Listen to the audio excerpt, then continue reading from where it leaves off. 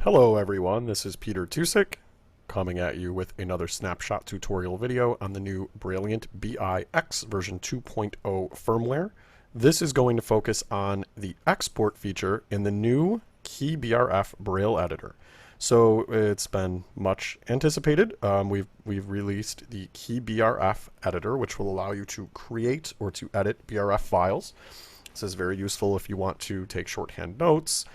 Maybe you just you're writing music or Nemeth or various types of Braille and you just want that raw Braille file. It certainly will give you the ability.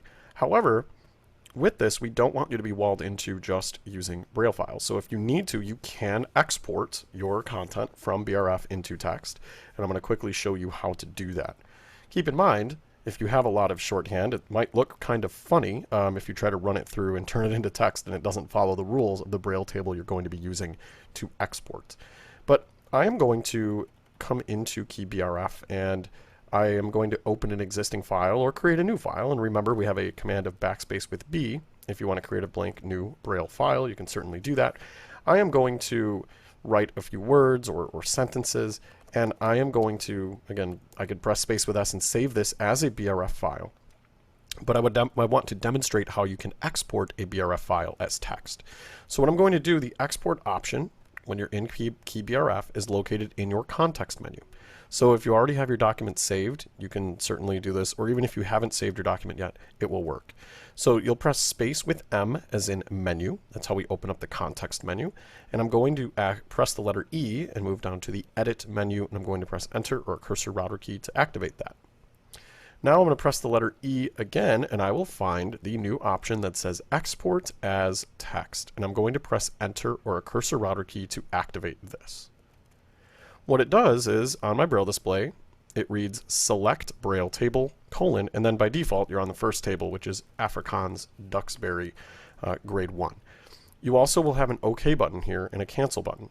So if you want to use Afrikaans, you can certainly just press OK and it will translate with the Afrikaans Braille table. But if you want to change this, you'll activate this option where it says select Braille table, just press enter or a cursor router key, and you're placed in a list of all of the Braille tables that we support. And there are many Braille tables here.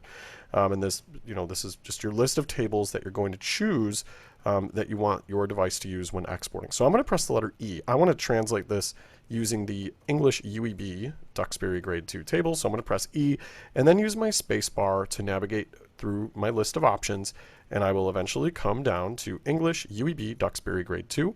I'm going to press enter, and then I see that it says select Braille table, and now it says English UEB Duxbury grade 2, which is exactly what I want because that's what I want to use. That's what I wrote my BRF file in. So I want to use this to convert. I'm going to press O or use your spacebar and find the OK button and press enter. And it will prompt you for the file name. Now, if you have already saved your BRF file, if you've already used the Braille editor to save, this will be done for you. It will use the name that you created or saved your BRF file with. In this case, you can always change that. It will be underlined, but certainly it's saying, what do you want your text file to be called? By default, it will have the same name. So you can certainly change the location as well if you need to, and you can certainly refer to the saving videos on how to do that. But once you've named it what you want, it's a matter of pressing enter, and you will be good to go. Your document, it will say file exported, and then you're going to be placed back in your Braille, your BRF file.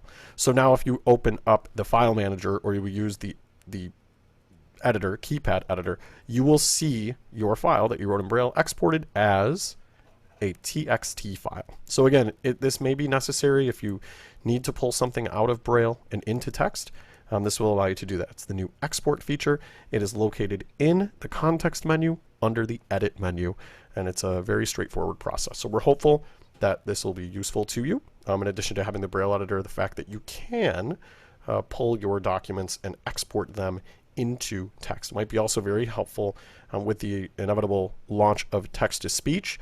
The Braille editor will not have text-to-speech support. However, if you pull your document into text or you export it and open it in the editor, you can certainly take advantage of text-to-speech in that text file. This has been another snapshot tutorial video. We hope this is helpful, and we will certainly have more of these, and We'll see you soon.